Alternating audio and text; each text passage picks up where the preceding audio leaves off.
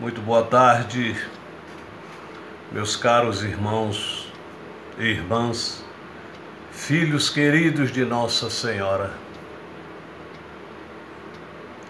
Estamos mais uma vez realizando este nosso trabalho, agradecendo ao coração querido de Nossa Senhora pela oportunidade que ela nos presenteia para que possamos divulgar esses ensinamentos tão importantes da doutrina espírita. Eu agradeço aos companheiros pelo acompanhamento desses vídeos e peço que deem o seu like, inscrevam-se no canal e me ajudem para que possa ser divulgado, muitas pessoas possam tomar conhecimento deles através dessa divulgação. O nosso vídeo de hoje, meus amigos, é o de número 86 da nossa série. É uma publicação do livro Ante os Tempos Novos, tendo como título Crueldade Inigualável, de Divaldo Pereira Franco e Sueli Caldas Schubert, publicado pela Livraria Espírita Alvorada Editora, páginas 79, 80, 81, 82, Salvador, Bahia. É uma mensagem do Espírito Joana de Ângeles e ela inicia assim, abre aspas: enquanto predominam os instintos agressivos do ser humano, remanescentes da animalidade primitiva, estiolam-se os sentimentos de dignidade e equilíbrio, e rompendo e sobrepondo-se à razão, a crueldade, que atinge limites inconcebíveis, cada vez mais surpreendentes. Sem que hajam desaparecido da história, periodicamente eles ressurgem no organismo social com virulência incontrolável, levando multidões à loucura e condenando vítimas que lhes tombam inermes, conduzidas a holocaustos desesperadores. Passam assim como acelerados, impondo a força dos seus ideais apaixonados e reduzindo à penúria, à mutilação, à morte, mediante torturas indescritíveis, os que se lhes fazem cobaias para experiências macabras. Paranoides irrecuperáveis, apresentam-se com dicotomia da personalidade, passando da absoluta frieza com que cometem os crimes mais hediondos, à ternura comovedora, às lágrimas, ao afeto sensibilizador. Experimentando medo incomum, tornam-se temidos e impiedosos, ocultando essa face mórbida que lhes constitui a realidade por meio do ódio e desprezo pelas demais criaturas, com total impassividade, dando largas à imaginação para a prática dos atos mais cruéis com os quais se comprazem. Sem nenhuma escala de valores morais, atingem o auge da alucinação, acreditando-se saudáveis e corretos, em razão de estarem a soldo do que supõem ser um dever de que se devem desobrigar com perfeição. Para tal desiderato, suas mentes doentias elaboram métodos que produzem horror a todas as criaturas, menos àquelas que se movimentam em sintonia com as suas faixas psíquicas hediondas. Fomentadores de guerras, por viverem em permanente conflito, nelas se destacam por facultarem lugar a todas as arbitrariedades de que se sentem com direito, instalando os regimes de exceção pela força, aplaudidos pelos símiles e pelos demais odiados, desse modo atendendo ao desmedido narcisismo. Creem-se imbatíveis, imortais no corpo, fugindo a qualquer lampejo mental em torno da fragilidade orgânica de que são constituídos. E quando tal lhes ocorre, mais se lhes aumenta a crueldade por sentirem-se incapazes de prosseguir para sempre nos desmandos a que se entregam covardemente. Himmler, o infame chefe das tropas SS da Gestapo, encarregadas do programa final nos campos de concentração, que deveriam exterminar milhões de pessoas, não gostava de assistir às cenas de violência que recomendava, por ser muito sensível e ter o estômago delicado para suportá-las. Joseph Mengele, depois de atirar contra as paredes crianças de variadas idades, a fim de vê-las estertorar até à morte. No campo de extermínio, onde realizava absurdas experiências que chamava de médicas, no lar, beijava os filhinhos com enlevo, como se fosse outro indivíduo. Gêmeos eram estrangulados pelos seus sequazes à distância, a fim de testarem a possibilidade de serem transmitidos por meio não usual, a percepção do pavor e do sofrimento entre eles separados. Homens e cães ferozes lutavam diante desses opressores, sendo os primeiros estraçalhados pelas feras esfaimadas e treinadas para matar. Torturadores técnicos e indiferentes, cada dia criavam novos métodos eficazes de morte lenta, a fim de se comprazerem, porém, todos eles, retornando ao lar e à família, à noite, eram pessoas gentis, sociáveis, bons vizinhos, amados pelos seus conhecidos. A crueldade que explode na guerra está em potencial nos indivíduos que a exteriorizam quando as circunstâncias assim o permitem. As vítimas polonesas das florestas de Katyn, assassinadas com crueldade, comovem a atualidade. O extermínio dos habitantes da cidade como Lídice e Oradu, que sequer sabiam a razão por que eram fuziladas em grupos sucessivos, provocam compaixão e retratam a irracionalidade dos que vivem pela força. Os mortos recentes nos campos de refugiados, na Palestina e no Líbano, despertam nos corações dores lacinantes. Nenhuma guerra justifica a crueldade, nem mesmo ela sendo justificável. Assim,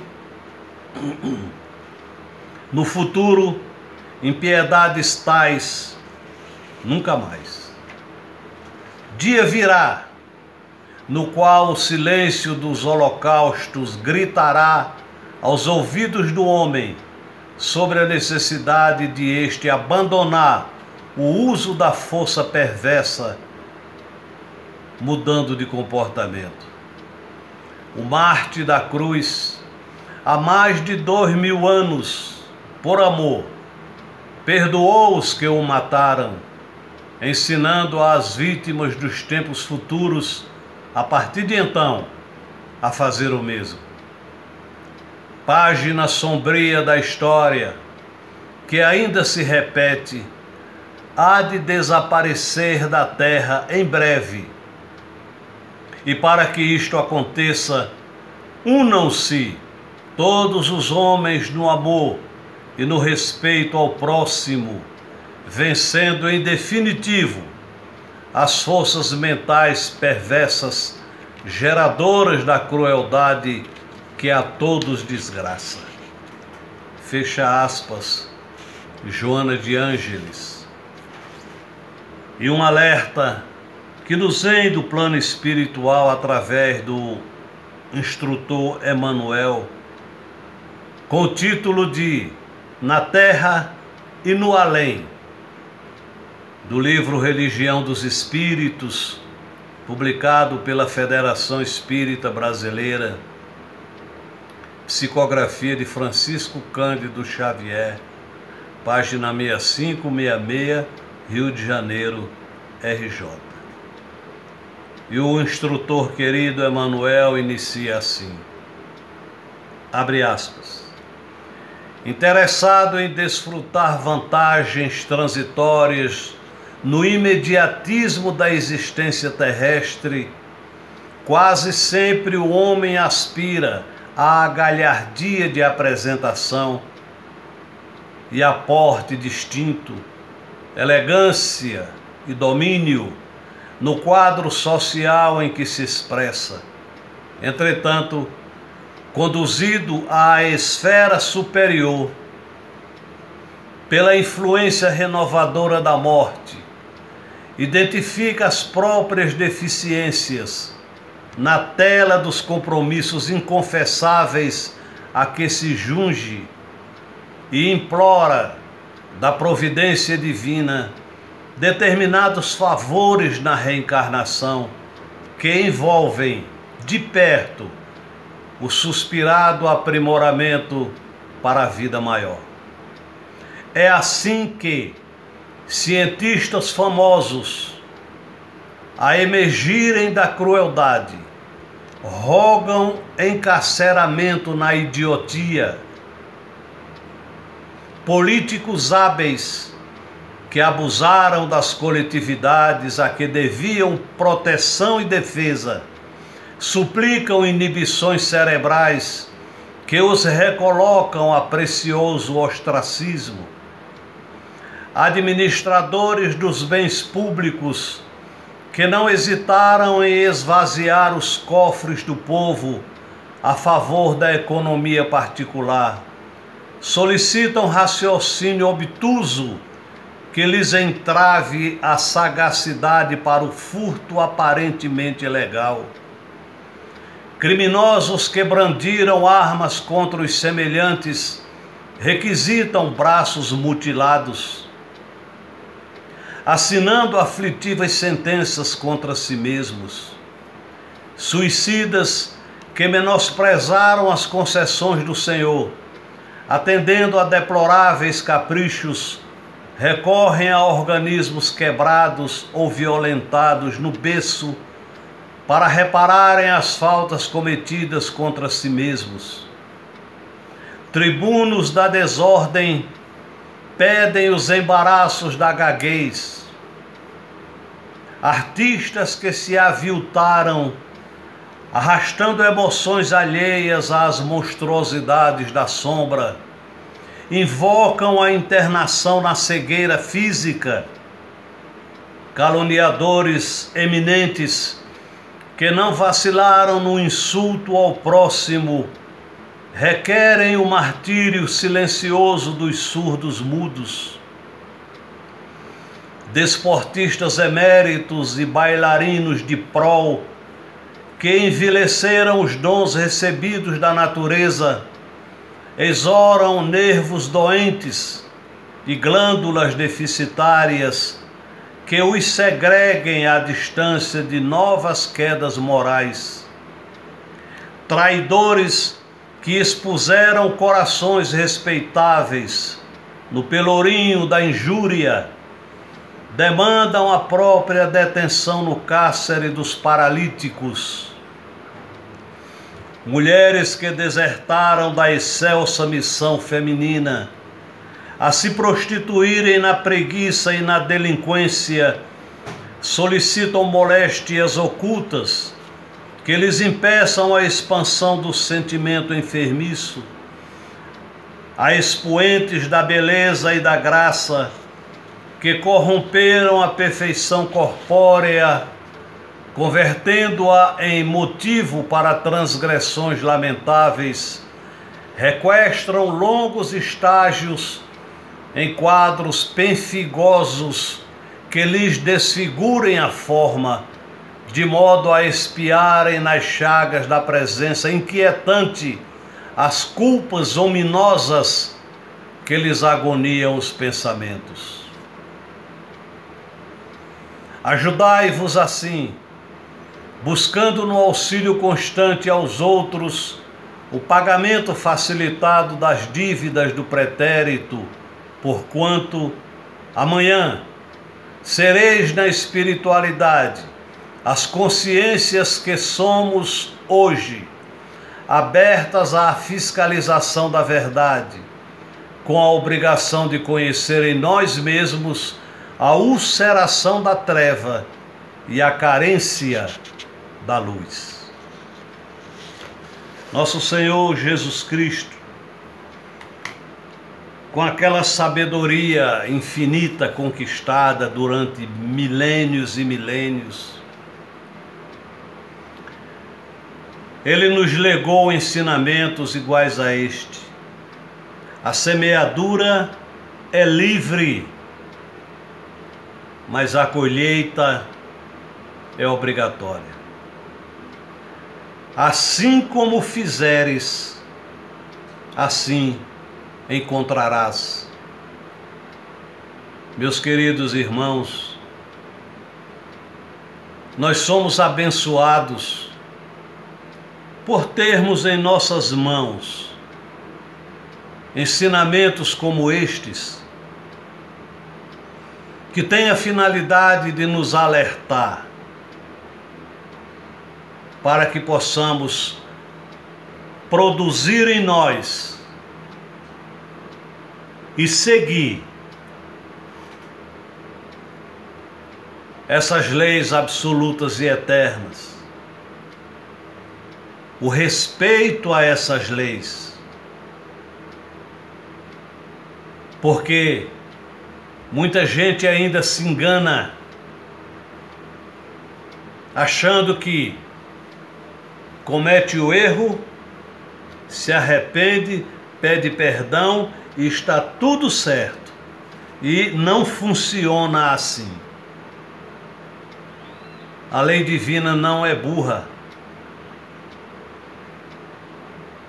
Então, que possamos pensar e contar não até 10, mas até 1000, antes de fazermos alguma coisa, por menor que ela seja, contra a infinita lei divina.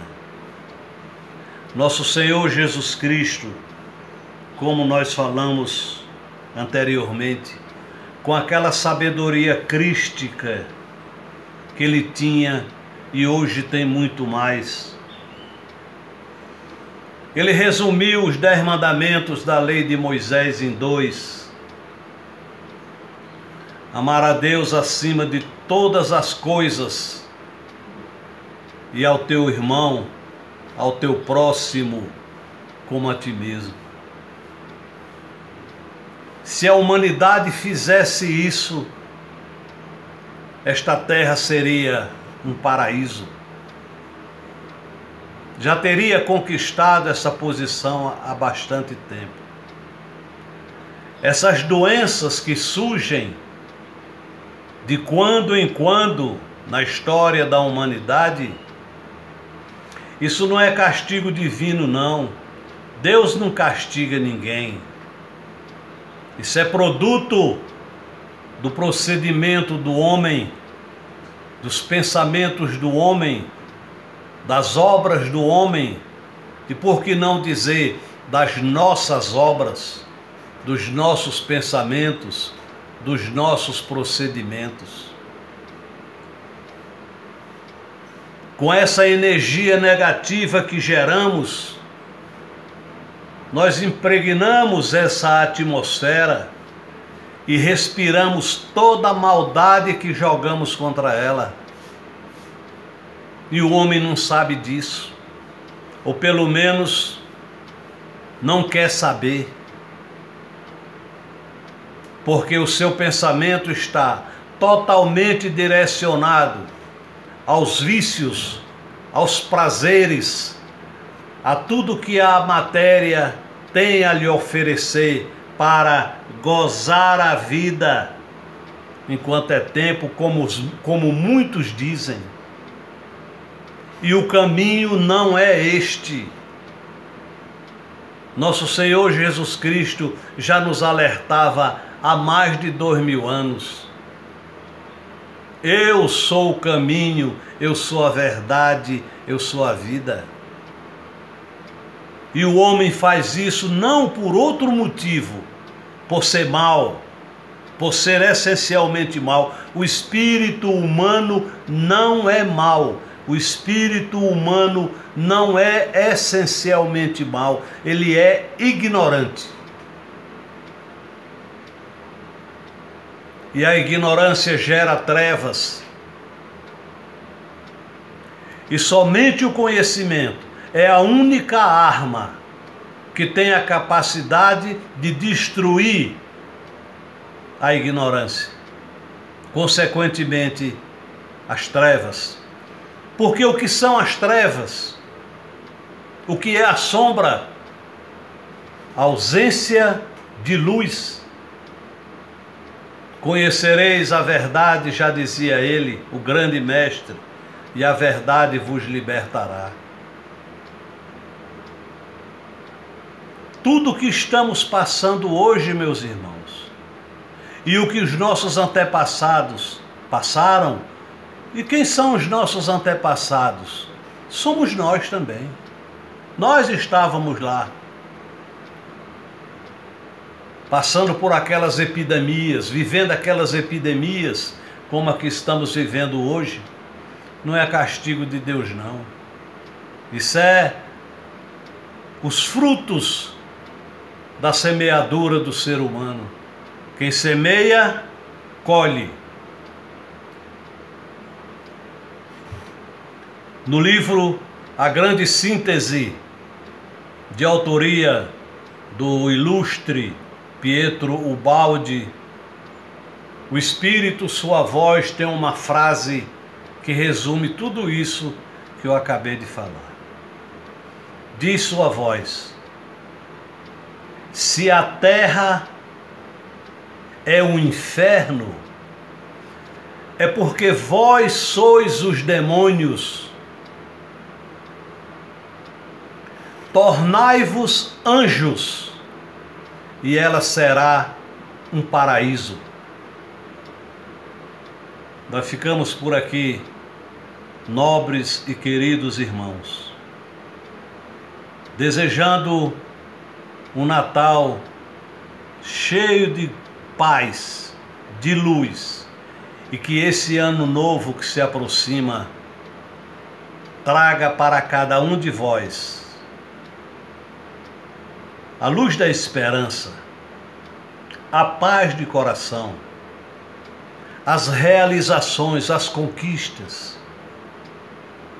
o bem realizado ao seu semelhante. Adquiram esse tesouro espiritual aqui na terra, porque é ele que nós vamos levar quando retornarmos para a verdadeira vida. Bens materiais ficam, o bem espiritual nós levamos, é nosso, é conquista nossa. Eu peço ao coração querido de Nossa Senhora que estenda sua mão abençoada na direção do vosso coração, de cada um que me ouve, que abençoe seus familiares, aonde quer que eles se encontrem, sejam protegidos, na certeza de que nós não estamos sozinhos nesta vida. Espíritos queridos velam por nós. Meus amigos, eu lhes desejo felicidades. Não nos esqueçamos nunca. Nós somos luz. Somos filhos da luz. E para essa mesma luz, nós haveremos de retornar um dia. Nosso Senhor Jesus Cristo vos cubra de graças e Nossa Senhora vos abençoe. Sejam felizes, graças a Deus. Muito obrigado pela vossa atenção.